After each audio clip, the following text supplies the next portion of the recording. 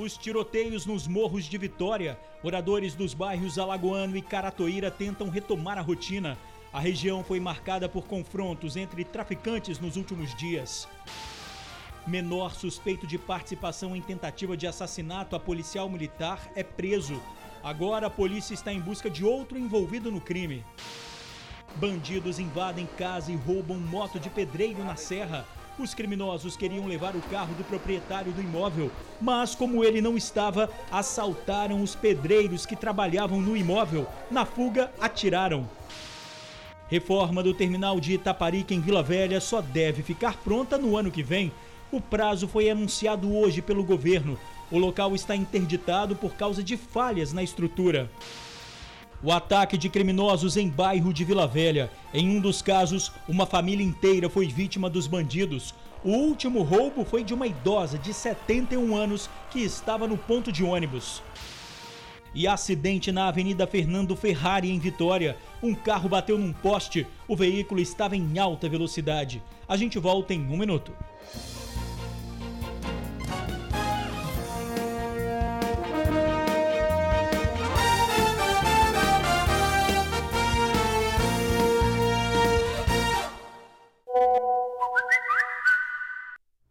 Olá, boa noite. Menor suspeito de participação em tentativa de assassinato a policial militar é preso.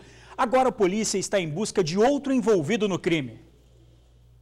Dia 27 de julho, em Vila Capixaba, Cariacica, 2 assaltantes em uma moto abordam um policial de carro. Eles trocam tiros e um dos bandidos é atingido. O outro criminoso escapou, o piloto da moto. Mas hoje a polícia o encontrou. É um adolescente de 17 anos. Na casa foi recolhido, apreendido, um capacete que teria sido utilizado por eles no momento do crime e também um simulacro de arma de fogo que era utilizado por eles na prática de alguns crimes. O policial militar, ele tinha pegado emprestado um veículo para transportar alguns objetos pessoais. Quando ele saiu com o veículo, ele percebeu que havia uma motocicleta seguindo, pisou no freio e nessa oportunidade os 2 indivíduos anunciaram o assalto. O policial ainda avisou, gritou que se tratava de um policial e eles efetuaram disparos contra ele. O policial revidou, acabou atingindo um que conseguiu fugir, mas cerca de 400 metros depois ficou deitado ao chão. Foi socorrido e veio a óbito. A dupla tinha a intenção de roubar quem estivesse no carro porque receberam informações de um terceiro participante, Felipe Barros Soares, de 24 anos. Eles achavam que o veículo transportava dinheiro e não sabiam que o motorista era um policial. Os 2 assaltantes acreditavam que o policial militar estaria transportando algum valor. Todavia, não é isso que aconteceu. A polícia tem mais investigações em andamento e pelo menos outras 2 vítimas já reconheceram o adolescente e também o criminoso morto no dia do assalto, Cleverton Santos Lopes. Com um integrante morto e o outro preso, agora a polícia procura pelo informante Felipe Barros Soares. Ele não estava em casa durante o cumprimento do mandado e está foragido. O adolescente já foi detido, foi encaminhado à unidade de internação e o Felipe, que seria aquele que repassou as informações para os assaltantes, ele está foragido. A nossa equipe de investigação está na rua atrás dele, mas no momento ele está foragido da justiça. Quem tiver alguma informação do suspeito, ligue para o Disque Denúncia 181. Moradores dos bairros Alagoano e Caratoíra, em Vitória, tentam retomar a rotina após os tiroteios na região.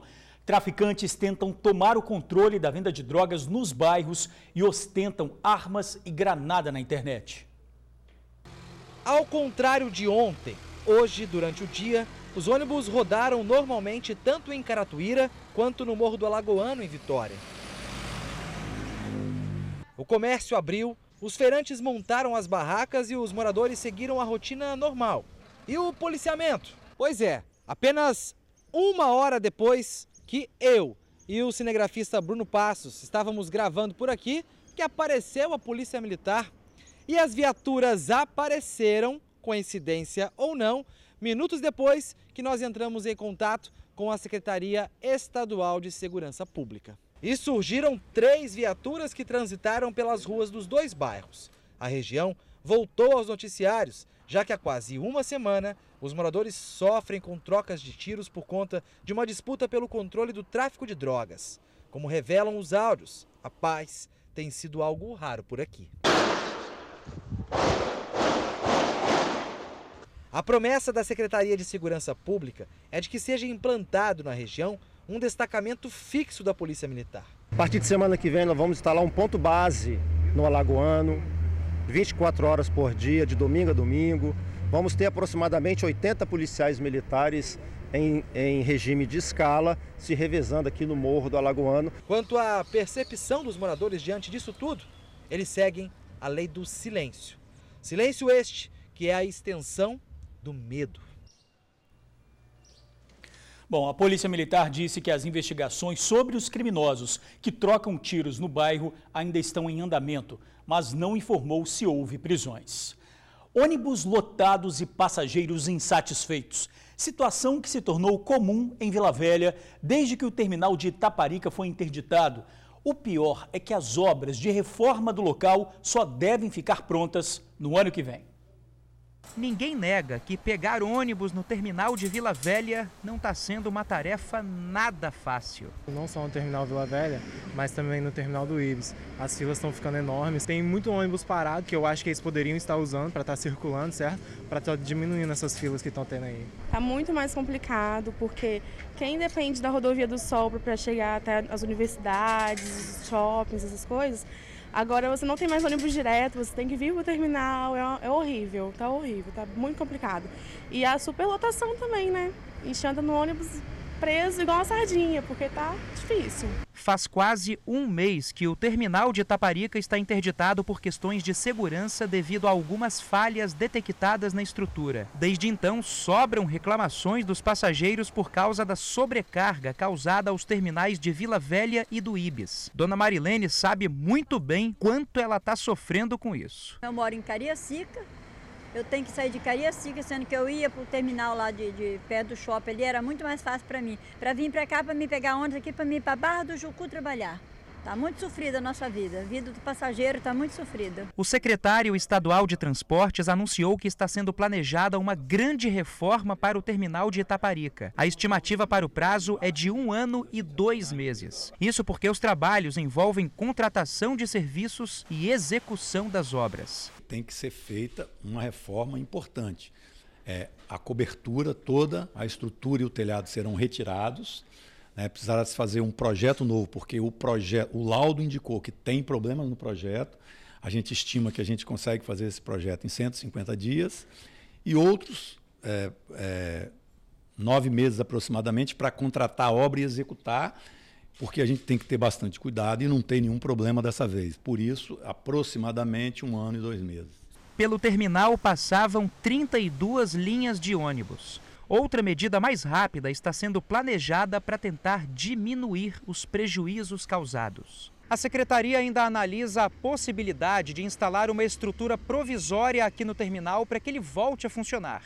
Mas se isso vai ser possível ou não, a secretaria só vai saber daqui a cerca de 1 mês. Isso porque estudos ainda precisam ser feitos para verificar a viabilidade desse projeto, que seria apenas um meio paliativo de solucionar o problema. Uma das análises que a gente fez nesses dias foi a colocação de uma estrutura provisória que ainda está sendo trabalhada pela CETURB, de maneira que a gente consiga levar a operação de volta para o terminal antes da metade desse prazo que a gente precisa para fazer a obra. Essa análise econômica e técnica está sendo feita e, se Deus quiser, se a gente conseguir esse resultado, a gente melhora muito as condições de operação para as pessoas, que é uma preocupação permanente nossa.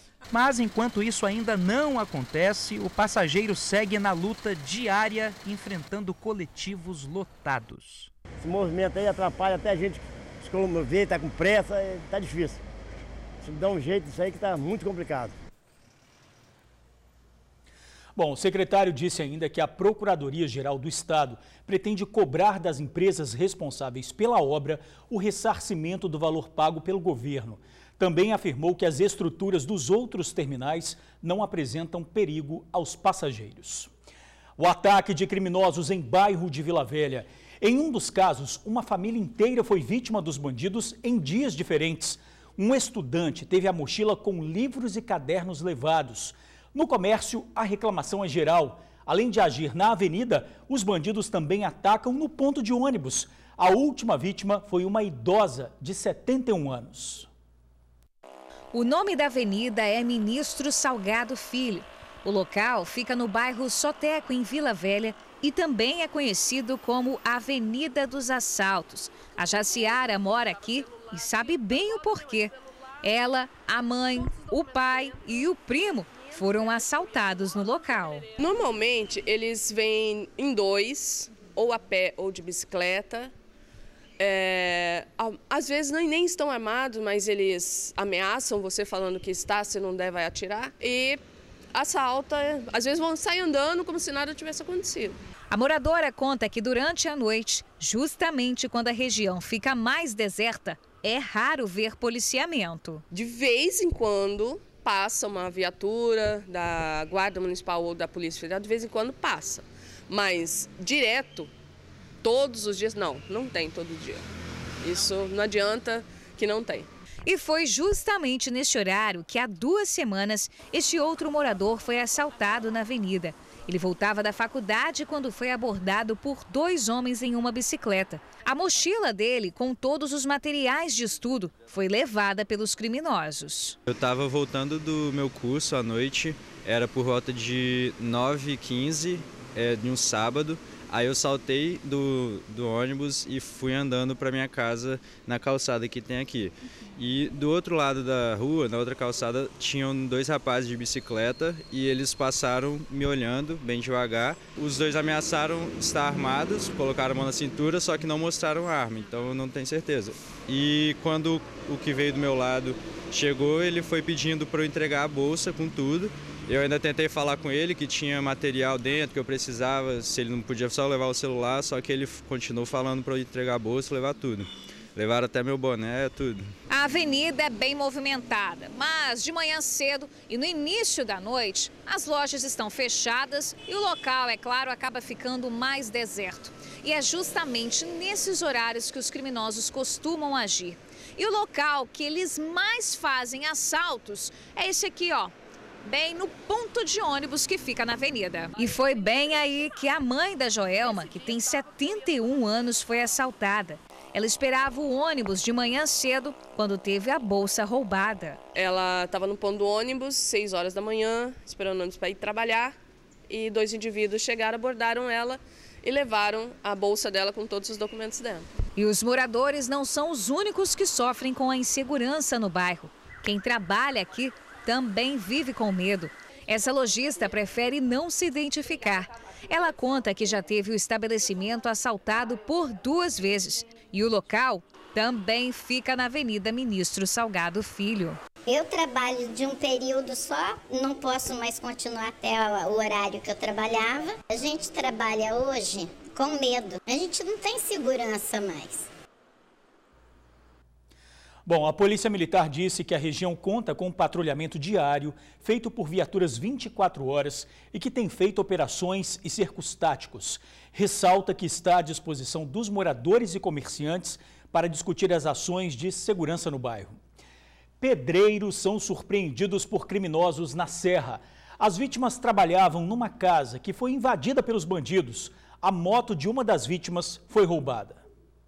A sorte do dono da casa, um autônomo de 45 anos, é que ele tinha acabado de sair para comprar pão. Não fosse isso, os bandidos teriam conseguido levar o que lhe chamou a atenção: a caminhonete estacionada na garagem. Eles passaram em frente à casa e o portão da garagem estava aberto. Eles viram a caminhonete parada dentro da garagem. E eles já entraram pedindo a caminhonete, eu quero a caminhonete, a chave da caminhonete. E os pedreiros, o pessoal que estava trabalhando na obra, falou: não, o dono não está aí, o carro não tem como sair daqui. Foi questão de minutos. Quando o dono voltou com café da manhã, os funcionários da obra, que está sendo realizada na residência, estavam apavorados. Quando eu voltei, já vi todo mundo em pânico, desesperado. O pedreiro, a moto do pedreiro eles levaram carteira, celular, tudo de todo mundo.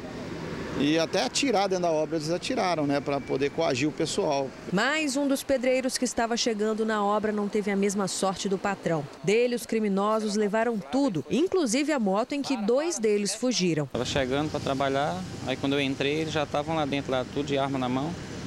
Aí mandaram descer da moto, levaram documento, celular, montaram na moto e foram embora. Até o passarinho do menino levaram também. Os criminosos chegaram por volta de 7h30 da manhã. Como o pessoal aqui da obra estava recebendo uma encomenda, o portão da garagem estava aberto. Armados, os criminosos queriam obrigar os funcionários a entregar a chave do veículo que estava estacionado exatamente aqui. E a falta de reação de um pintor que estava em cima do andaime e demorou a atender a ordem de descida, acabou irritando um dos bandidos que atirou no meio da obra para intimidar as vítimas.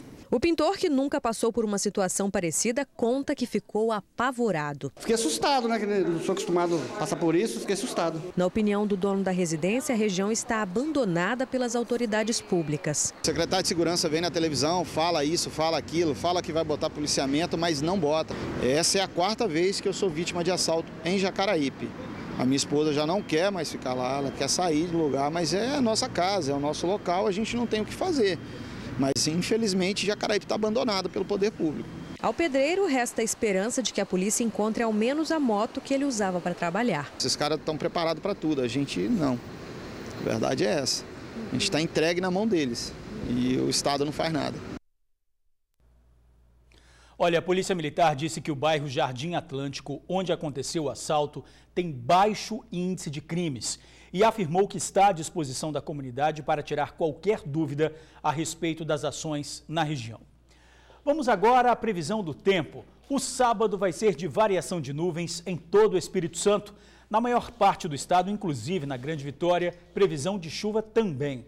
As temperaturas estão em queda. Na capital, mínima de 17 e máxima de 25 graus. E a seguir, acidente na Avenida Fernando Ferrari, em Vitória. A gente já volta. Acidente na Avenida Fernando Ferrari, na capital. Um carro bateu num poste. O veículo estava em alta velocidade. Madrugada, entre 3h30 e 4 horas. Foi na Avenida Fernando Ferrari, sentido Vitória, quase na entrada da Ponte da Passagem. E foi tão violenta que destruiu a base do poste. Ele só não caiu porque os fios de alta tensão o seguraram. O carro dele nada se aproveita, perda total. Nem mesmo a cabeça do câmbio resistiu ao impacto. Dentro do veículo foram encontradas garrafas de cerveja. Para vocês terem uma noção do que foi o impacto dessa batida, olha aonde veio parar o concreto ainda do poste, que foi completamente destruído na sua base. Daqui até onde o poste está, tem aproximadamente 30 metros. O impacto foi violento, mas tão violento, que observem aquele poste ali, que também foi atingido com cerca de 12 metros de altura.